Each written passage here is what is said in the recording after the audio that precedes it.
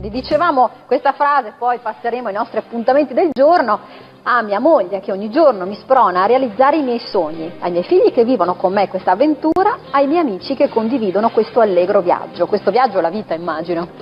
Sì, la vita in tutti i suoi aspetti.